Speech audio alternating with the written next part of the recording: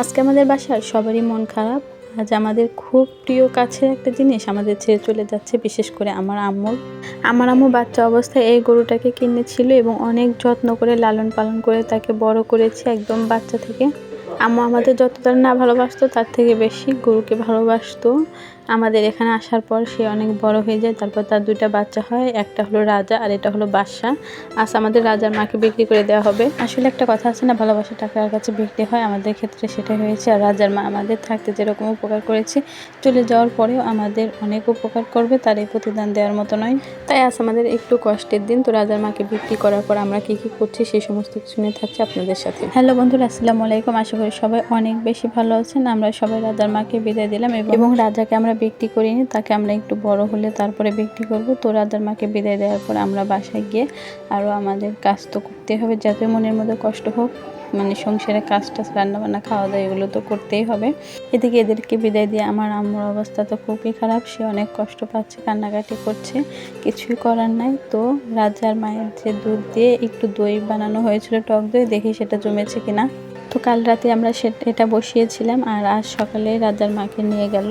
তো দইটা এখনও ভালোভাবে জমেনি, হয়তো বা আমাদের বানানোর প্রসেসটা ভালো ছিল না, তাই ভালোভাবে জমেনি। তো এটা দেখে এবার রান্না বান্না করতে হবে।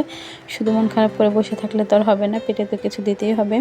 তার জন্য এদিকে রান্নাবান্না করতে আসলাম। খুব ভারী কিছু রান্না করবো না, মাছ দিয়ে একটা তরকারি হবে, মাছের তরকারি আর কি। এই আজকে মানে খাওয়া দাওয়া, যেহেতু মন খারাপ অতটা ভালো না। আর রাজার মায়ের আরেকটু দুধ আছে ফ্রিজে, দেখলাম ওটা দিয়েও কিছু একটা বানিয়ে ফেলি। আসলে মানুষ পালার থেকে গৃহপালিত পশু পাখি পাললে এর প্রতি মায়াটা অনেক বেশি জন্মায়। আমারও এরকম কাজ করে। কোনো পশু বা পাখি যদি পালা হয়, সেটা যদি আমাদের ছেড়ে চলে যায় বা হারিয়ে যায় বা বিক্রি করা হয়, তার জন্য অনেক বেশি খারাপ লাগে। এদিকে 1 লিটার মতো দুধ নিয়েছি, আর এই দুধটাও কিন্তু রাজার মায়েরই। তো দুঃখের মাঝে আজ আমরা একটু খাওয়া দাওয়া করবো। এই দুধটা জাল দিয়ে আজ আমরা একটা মজাদার খাবার বানাবো। আশা করি সবারই এই খাবারটা অনেক বেশি পছন্দের, তাই জানতে হলে অবশ্যই শেষ পর্যন্ত তো দেখতেই হবে। আর এটা এমন একটা মজাদার খাবার যেটা আমার তো অনেক বেশি ভালো লাগে। আমার তো মনে হয় প্রত্যেকটা মানুষেরই, ছেলে মেয়ে সবারই অনেক বেশি ভালো লাগে, বিশেষ করে বাচ্চাদের তো আরও বেশি ভালো লাগে। তো প্রথমেই পরিমাণ মতো চিনি দিয়ে দুধটা ভালোভাবে জ্বালতে নিলাম। এর মধ্যে পাউডার মিল্ক একটু অ্যাড করে নিলাম, যাতে দুধটা খুব তাড়াতাড়ি ঘন হয়ে আসে। তো এটা ভালো করে জাল দেওয়ার পর আমি দেখিয়ে দিচ্ছি এবার আমরা কি বানাচ্ছি। আপনারা হয়তো বুঝতে পেরেছেন আমি রসমালাই বানাবো, একদমই ঠিক। এই ছোট ছোট মানে বলের মতো মিষ্টিগুলো দেখছেন, এগুলো দিয়ে রসমালাই বানানো হবে। দোকানে যেভাবে বানাই সেটা জানি না, কিন্তু বাসায় আমরা এভাবে বানিয়ে থাকি। তো আজ এই সাধারণ নিয়মটা আপনাদের সাথে শেয়ার করে দিলাম। এখানে ছানা কেটে ছোট ছোট বল বানিয়ে নিয়েছি আমরা, এবং এটাই জালটা দুধের মধ্যে দিয়ে দেব। তো ব্যাস, এতেই অল্প উপকরণেই খুব তাড়াতাড়ি হয়ে যাবে আমাদের এই রসমালাইটা। এটা অল্প উপকরণের খুব তাড়াতাড়ি হলে কি হবে, এটা কিন্তু খেতে অনেক বেশি মজা হয়েছিল। তো রান্নার পদ্ধতিটাও অনেক সহজ, তো এভাবে বাসায় বানিয়ে খাওয়া যেতেই পারে। দুধটা ভালোভাবে জাল দিয়ে এটা একটু ঘন ঘন হয়ে আসলে তারপর আমরা এর মধ্যে ছানাগুলো দিয়ে নেব, ছানার মিষ্টিগুলো দিয়ে নেব।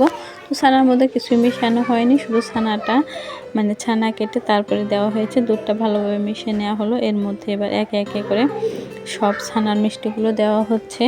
এগুলো আগে থেকে শিরার মধ্যে দিয়ে জাল দিয়ে নিয়ে সরাসরি দিচ্ছি। এতে ভেঙে যাবে কিনা জানি না, তো এভাবে বেনে দেখছি। আর আগে শিরার মধ্যে দিয়ে তারপরে উঠে আবার এর মধ্যে দেওয়া অনেকটাই ঝামেলা, তো সরাসরি এভাবে দিচ্ছি। যেটাই হয় এর মধ্যে তো থাকবে, তখন ফেটে গেলেও খেতে ভালো লাগবে, এমনিতেও খেতে ভালো লাগবে। তো এভাবে ভালোভাবে এটা জাল দিয়ে নেব, মানে যতক্ষণ পর্যন্ত ছানাটা ভালোভাবে সিদ্ধ না হয় আর এই ছানার মিষ্টিটার মধ্যে দুধটা না যায়, ততক্ষণ পর্যন্ত সিদ্ধ করে নেব। তো আপনারা দেখতেই পাচ্ছেন আমার এই ছানার মিষ্টিটা, রসমালাইটা অনেকটা ঘন হয়ে এসেছে আর মিষ্টিগুলো অনেকটা বড় বড় হয়ে গেছে। তো এবার চুলাটা অফ করে এটা আমি কিছুক্ষণ এভাবে রেখে দেবো, তারপর পরিবেশন করে সবাইকে দেব। আজকের মতো ভিডিওটা এখানে শেষ করছি। এতক্ষণ ধরে দেখার জন্য আপনাদেরকে অনেক ধন্যবাদ। আপনাদের কাছে আমার এই ব্লগটা কেমন লাগলো, যদি ভালো লেগে থাকে অবশ্যই লাইক কমেন্টে পাশে থাকবেন। বাই বাই, আল্লাহ হাফেজ।